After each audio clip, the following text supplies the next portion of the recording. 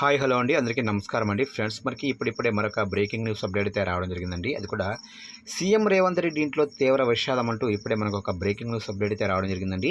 అయితే ఇందుకు సంబంధించిన పూర్తి వివరాలు అయితే తెలుసుకుందామండి. వీడియో ఎక్కడ స్కిప్ చేయకుండా చూడండి ఫ్రెండ్స్. ఇక లేట్ చేయకుండా వివరాలకు తెలిపోదాము. ఇక్కడైతే చూడండి ఫ్రెండ్స్. తెలంగాణ సీఎం రేవంత్ రెడ్డి తమ్ముడు కొండారెడ్డికి హార్ట్ అటాక్ వచ్చినట్లు తెలుస్తుంది. గుండెపోటుకు గురి కావడంతో వెంటనే కుటుంబ సభ్యులు మాదాపూర్లోని మెడికల్ ఆసుపత్రికి తరలించారు. ప్రస్తుతం కొండారెడ్డికి వైద్యులు చికిత్స అందిస్తున్నారు. ఇక ప్రముఖ గుండె వ్యాధి నిపుణులు శరత్ రెడ్డి ఆయనకు చికిత్స అందిస్తున్నట్లు ఆసుపత్రి వర్గాలు తెలిపాయి.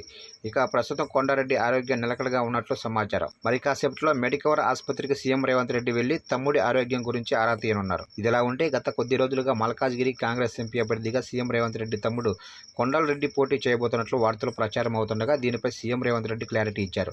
మా కుటుంబ సభ్యులు ఎవరూ లోక్సభ స్థానానికి పోటీ చేయడం లేదు. పార్లమెంటు అభ్యర్థుల విషయంలో అధిష్టానమే తుది నిర్ణయం తీసుకుంటుంది.